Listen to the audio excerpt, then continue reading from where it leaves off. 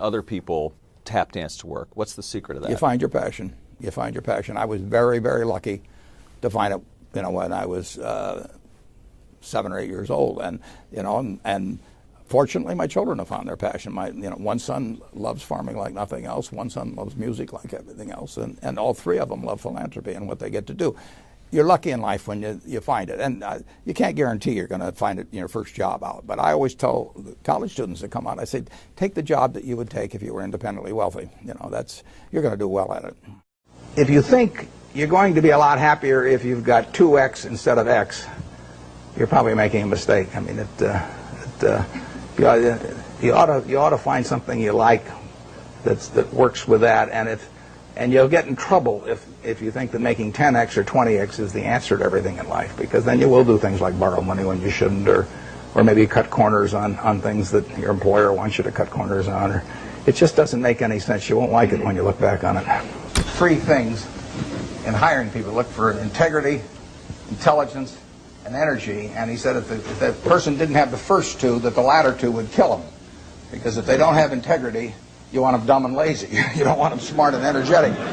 It never bothered me if people disagreed with what I thought, as long as I felt I knew the facts. I mean, there's a whole bunch of things I don't know a thing about. I just stay away from those. So I stay within what I call my circle of competence.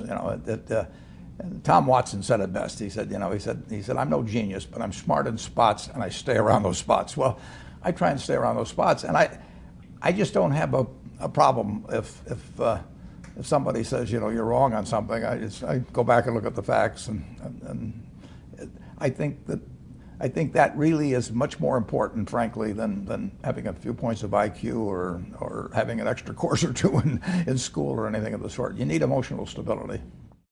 I just read and read and read. I probably read 5 to 6 hours a day. I don't read as fast now as when I was younger, but I read 5 daily newspapers. I read a fair number of magazines. I read 10Ks. I read annual reports, and I read a lot of other things too. So I've always enjoyed reading. I love reading biographies. Famous lesson about a margin of safety, that you don't drive a truck that weighs 9,900 pounds across a bridge that says limit 10,000 pounds, because you can't be that sure about it. If you see something like that, you go down a little further down the road and you find one that says limit 20,000 pounds, and that's the one you drive across. The nature of capitalism is that people want to come in and take your castle. It's perfectly understandable. I mean, if I'm selling television sets or something, there's going to be 10 other people that are going to try and sell a better television set. If I have a restaurant here in Omaha, people are going to try and copy my menu and give more parking and take my chef and so on. So capitalism's all about somebody coming and trying to take the castle. Now, what you need is a castle that has some durable competitive advantage, some castle that has a moat around it. And that moat, one of the best moats in many respects, is to be a low-cost producer. But sometimes the moat is just having more talent. I mean, if you're the heavyweight champion of the world and you keep knocking out people, you've got a competitive advantage as long as you can keep doing it. And it's very profitable if you're the one that happens to be able to do it. If you can turn out great motion pictures, I mean, Steven Spielberg, I mean, he's a fellow to bet on, and it has enormous economic value. You'd be surprised at my days. I mean, they're very unstructured, no meetings. None. I mean, I don't like meetings, and I read a lot.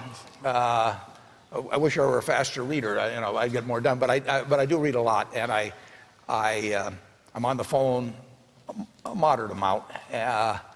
Our businesses run themselves basically out there. My job is allocating capital, and that's what I'm thinking about.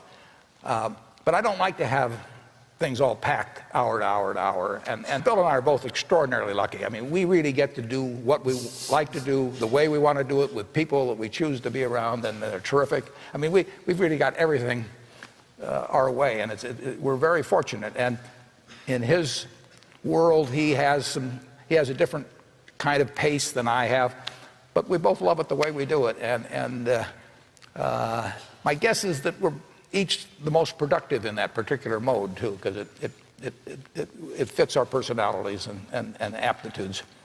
What kills great businesses, if you look at, I do believe in looking at history, and I like to study failure, actually. And my partner says all I want to know is where I'll die, so I'll never go there. And we want to see what has caused businesses to go bad. And the biggest thing that kills them is complacency. I mean, you want a restlessness, a feeling that, you know, that somebody's always after you, but you're going to stay ahead of them. You always want to be on the move. And when you've got a great business, you know, like Coca-Cola, which is, there aren't any like Coca-Cola, but you really, the danger would always be that you rest on your laurels. But I see none of that, obviously, at Coca-Cola. But that is the key, to compete the same way when you've got 1.8 billion servings being sold daily as when you were selling, 10 a day. And that restlessness, that belief that tomorrow's more exciting than today, you just have to have it permeate the organization. Who was Ben Graham? He was your primary mentor, model? He was a wonderful man, and he was my professor at Columbia. I read his book when I was 19 at the University of Nebraska, and I'd started investing when I was 11, and I started reading about it when I was like 7. So I'd gone through I read every book in the Omaha Public Library that there was on, by the time I was 12, on investing and stock market. And I had a lot of fun, but I never really found out, I never got grounded in anything. And it was entertaining, but it wasn't going to be profitable. And then I read Graham's book, The Intelligent Investor, when I was at the University of Nebraska.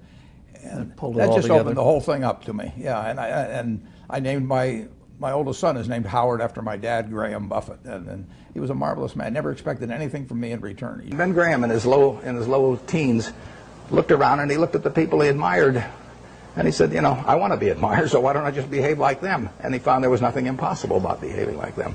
And similarly, he did the same thing on the reverse side in terms of getting rid of those qualities. You have given a lot of fabulous advice, but what's the best advice that you've ever received? Well, I received it in a variety of forms, particularly from my father when I was very young. But I mean, he basically, I think, taught me how to live. Not that I did it perfectly or anything like that, but I mean, he was giving me lessons, but he wasn't doing it by preaching to me. He was doing it by example. But basically, well, the biggest lesson, in a sense, I got is the power of unconditional love. I mean, I think there is no power on earth like unconditional love. And I think that if you offer that to your child, I mean, you're 90% of the way home. And there may be days when you don't feel like it. It's not uncritical love. That's a different animal. But to know you always can come back, I mean, that is huge in life. That takes you a long, long way. And I would say that every parent out there that can extend that to their child at a very young age, it's going to make for a better human being. And you felt like you got that kind of unconditional love from your dad? I absolutely did, yeah. That is a powerful thing. It is a powerful thing. Thank you for watching. I'd love to know what you think of Warren Buffett as an entrepreneur. Let me know your thoughts by leaving it in the comments below. I made this video because Ray Carter asked me to, so if there's a famous entrepreneur that you want me to profile, leave it again in the comments below and I'll see what I can do for you. Thank you for watching, continue to believe, and I'll see you soon.